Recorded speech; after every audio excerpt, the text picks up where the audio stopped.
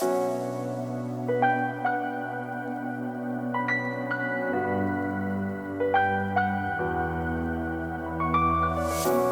everyone, this is Donnie aka Elevated with another video on behalf of Dota Alchemy, and thank you for tuning in, and thank you of course as always to Secret Lab for helping to support this channel and all of our patrons as well. If you'd like to support Dota Alchemy, go ahead and check out www.patreon.com/Dota Alchemy for various tiers and ways that you could help support and grow Dota Alchemy.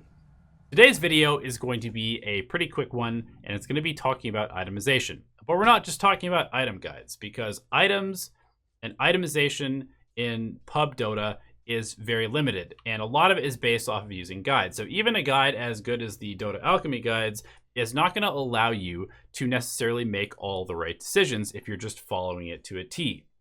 One of the reasons that I built this guide in this way, with these sort of late aggressive, mid-late defensive, and situational items, is because I want you to actually make decisions instead of just clicking a button that the game is telling you to buy. And the reason for that is because I was actually watching a streamer the other day, and he was talking about how one of his carries was buying the wrong item for a specific game. And while the items were good on the carry in a vacuum, they were not good in that particular game. And that is where good itemization can really set a player apart from the general field of Dota players. So for example, I played a game recently where I was Lion. Obviously, when you play Lion, one of the goals, at least most people's goal, is to buy a Blink Dagger. Blink Dagger gives you a ton of utility on Lion. It allows you to reposition yourself 1,200 units away from your current location, and allows you to do things like blink and hex somebody, which is super powerful. What if this hero has a Radiance? Now I can't use my Blink Dagger. I can't even use my Blink Dagger to escape. And that's another thing that Blink Dagger allows you to do. Because you can reposition yourself instantaneously, you can often escape bad situations by being able to move yourself. However, if there's a Radiance or something canceling you, like a Venomancer ward, or even just a damage over time spell like Axe's Battle Hunger, then you can be in a lot of trouble, and suddenly your 2,250 gold item is worth 0. It's on cooldown. It doesn't have any value whatsoever. So what is something else that we can do to move this distance? Well, sometimes you might be able to move that distance by simply being invisible.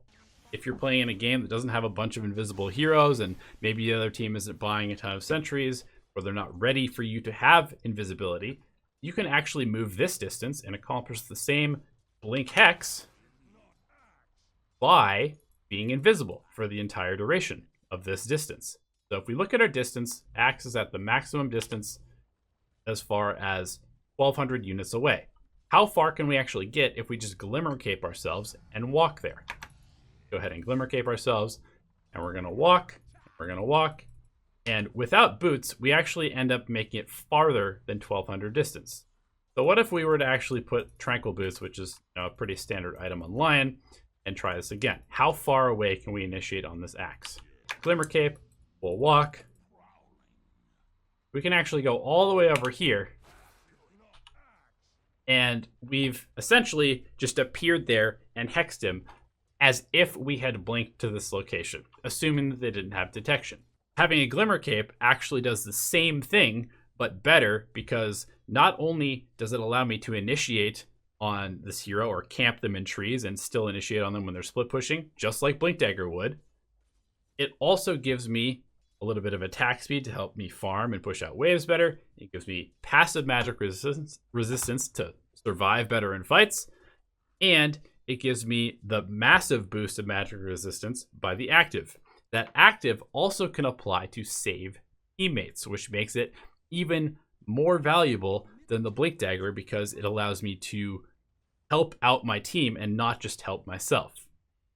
Finally, Glimmer Cape actually costs 300 gold less than Blink Dagger and requires a much easier buildup, because you can just go ahead and buy yourself a cloak, get the magic resistance while you're still buying wards, and then eventually pick up a shadow amulet later to complete it, instead of having to just save up 2,250 gold instead of buying wards or smokes or dust or whatever else your team might need.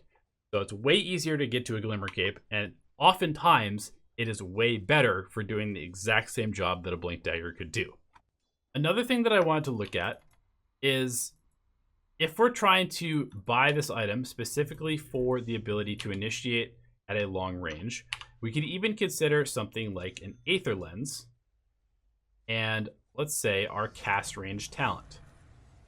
So with Aether Lens plus our cast range talent, you can see that our hex range actually almost all the way to the axe. Here's Blink Dagger range. Max Blink Dagger range would be about right there. And with Aether Lens Hex, it's about right there. So it's not quite the same distance. We'd still have to get a little bit closer, but it almost accomplishes the same thing as getting a Blink Dagger. Basically, when you think about buying an item, you should come up with the purpose of buying that item. And then think about every possible item that fulfills that purpose. So for example, let's say that I needed mana regeneration on a hero. Well, let's look at all the items that could potentially give us some mana regeneration. And we can start with Aether Lens. So Aether Lens gives us 3 passive mana regeneration. That's quite high in the grand scheme of the mana regeneration items. And it also allows us to do things like this. You know, it gives us a longer initiation range, which is pretty valuable. So that's one option. Another option would be Lotus Orb. Lotus Orb gives us 4 mana regeneration, but it also gives us an armor. Let's say you're playing in a game where you need armor because you're playing against a Terrorblade, but there's also a silencer on the other team. So maybe Lotus Orb makes more sense there because not only does it solve the armor problem, but it also solves the mana regeneration problem, and it gives you a dispel to allow yourself to survive when the silencer uses their global silence. You have to think about each item in terms of not just the one problem that it solves, but how many possible problems could it solve at the same time. An item like Medallion, for example, is another great option that solves your mana regeneration partially because it gives you the passive 0.75. But Medallion also gives you the armor, which would be great against the high physical damage lineup, and it gives you Roche potential. So if you're playing on a lineup that doesn't have very good Roche hitting heroes, maybe you don't have an Ursa, maybe your hard carry is something like a Medusa or an Ember Spirit, or even an anti-mage who's not really that great at taking a Roche by himself, suddenly you have a Medallion. Now every single carry becomes a Roche hitting hero because of the armor reduction you apply. The final thing that I want to look at is damage. There's so many different ways that you can get damage on a hero, and some of them involve just getting pure damage, buying a Rapier, buying a Desolator, for example. But even a Desolator has more value than just the pure damage because the -7 armor allows you to siege buildings better. It allows you to take Roche on better. So again, this is an item that has extra utility beyond just increasing your damage. An item like Radiance is another great damage item. It gives you 65 damage. That's a lot of damage. That's really good on a hero that has a crit, for example. But the Radiance also gives you the ability to do damage while being kited. And it gives you the ability to cancel Blink Daggers. And it gives you the defensive capability of having the mischance because of the blind. So it gives you a bunch more than just the extra damage in a fight. It really just depends on being able to read the game, read what the other team brings to the table, what items they are, what heroes they have, and then what item solves those issues that they present to you the best for this particular game. And it's going to change from game to game. It's going to change from lineup to lineup. So I just want to put that out there and sort of hope that maybe in looking a little bit deeper at itemization, you can come up with slightly better item choices in each one of your games. So let me know what you think about this video in the comment section below. And be sure to let me know if you think that Jenkins is the type of guy who likes pineapple on his pizza or whether he's just a plain cheese. All right, good luck in your games, and we'll see you in the next video. Hello everyone, and thank you for watching the video. We genuinely appreciate your time and attention spent with us here on the YouTube channel.